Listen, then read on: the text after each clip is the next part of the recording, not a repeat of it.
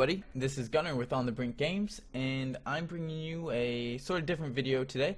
I'm gonna be talking about a deck that I was able to get second place with at Oregon Modern State Championships, the Star City State Championships, and it was with Abzan. So let me just get into this. Let me switch here.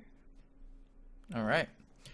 So I was able to get second place with my pretty unique list. I was actually able to take down a pre-PTQ with this deck also earlier in the season. So for the most part, it is a normal Abzan deck.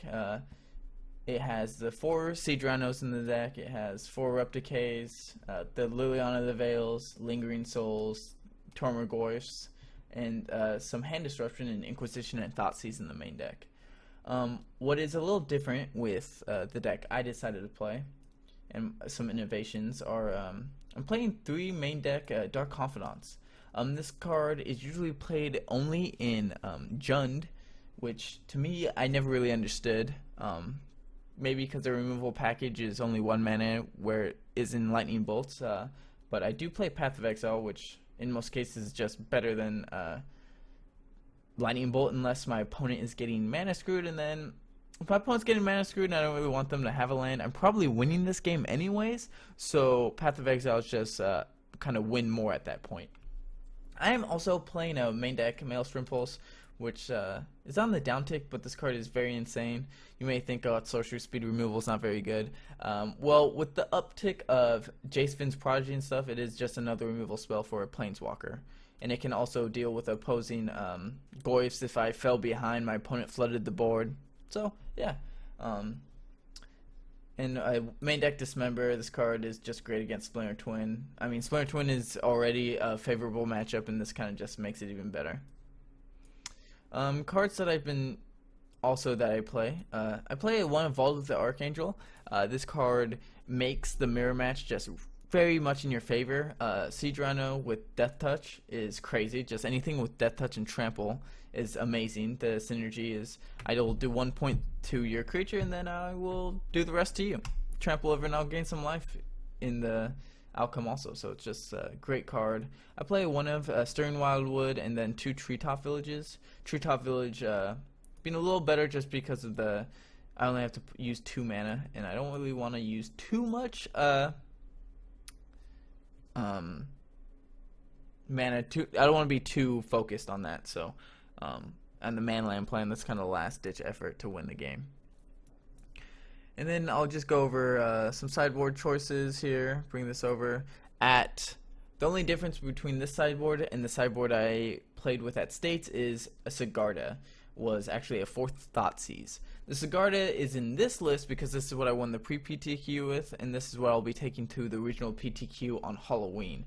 The Sigarda, I was supposed to be playing with the Sigarda at States. I was unable to acquire one before the state championship, so I was stuck with playing the 4th Thoughtseize, which was fine, but I definitely would have loved to have the Sigarda in my sideboard. I play one of Golgari Charm. This is for like the Boggles matchup in some cases. It's also great against Affinity and just Control. It's great against Control also with Supreme Verdict, etc. And can be good against just Fringe against other decks also. I play a Choke. This is great against the blue decks, obviously. Fish, which Fish is just a horrendous matchup. That's one of the matchups I'm actually afraid of with this deck is Merfolk. I'm afraid of that matchup just because even with spot removal, they can still flood the board, and how they have so many lords is they just get too out of hand and their creatures become too big.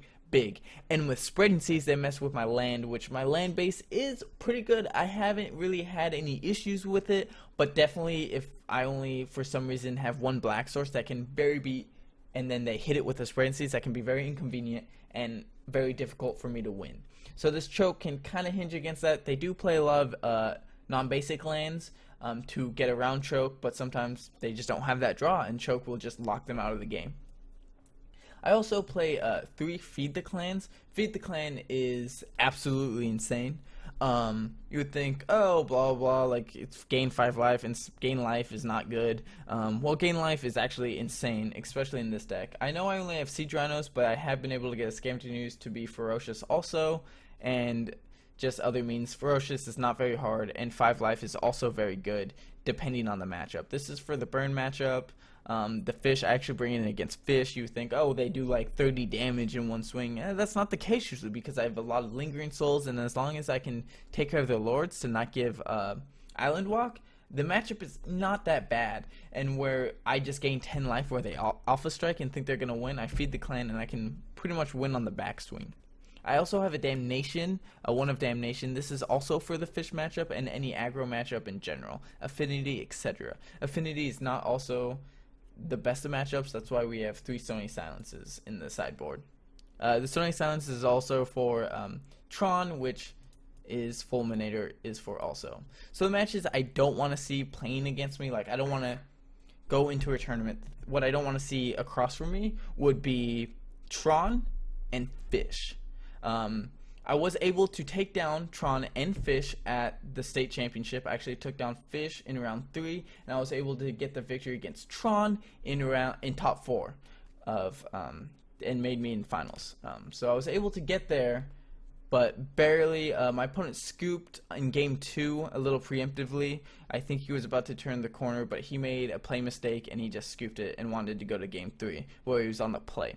I was able to get game 3 because my hand was very good. I was able to land a Stony Silence, I think, and pressure the board with Dark Confidant into Lingering Souls into Siege Rhino, and then into another Siege Rhino, and that was just lethal. So it was a pretty good game.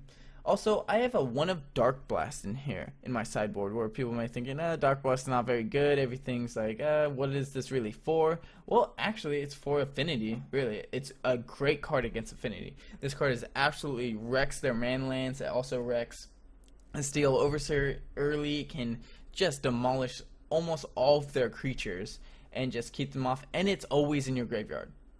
Against Affinity usually. You can just dredge it if you need it. Like if you say you dealt with their Inkmoth Nexus and they're like, oh, okay, well, just leave it in my graveyard. And then they're like, oh, play Inkmoth Nexus. You're like, okay, dredge Dark Blast. They can't activate their Inkmoth Nexus any longer. It just kind of shuts down their deck, and it's just a great and powerful Magic card. And so yeah, this is pretty much it. If I go over the matchups, I want to play against blue decks. I want to play against pretty much every blue deck in the format. Splitting Twin is, I think, the best matchup for this deck, just because we have 4 Erupt Decays, and we're kind of overloaded with Hand Disruption in this list, because I play 7 main deck Hand Disruption spells. And that just can totally break up the combo and definitely make sure that you know what's going on at all times. Also, this 1 of Dismember is great against their Delve spells, as in Tassiger, etc. Can be also very fantastic. Liliana is a threat that they need to deal with, and with Inquisition or Thoughtseize, I can either take their 1 of 4 Splitting Twins, because that's usually they only play 4. They cut Kiki-Jiki from the list almost altogether. So I'm not really worried about them comboing off. I'm really worried about them tempoing me out of the game. And with my Hand Disruption and Lingering Souls package, etc., it's very hard to get me tempoed out of the game. Lingering Souls is just complete value, and it drowns them every time. Every blue deck, they don't really have great answers to Lingering Souls. They do now have a Pia and Noor, Chandra's parents. That card is fantastic, and is a card that I don't want to see played against me, so that's why I have the Thoughtseizes to bring in, so they are not able to get there in time. Or I hope by the time they're able to land a Pia that I'm able to finish out the game by playing a Siege Rhino, and they're just too far behind to then win any longer. So yeah, this is the deck that I was able to get second at Oregon Modern States. If you have any questions, please comment below. Thank you for watching, guys. This is Gunner with On the Brink Games. Stay tuned for the next video series.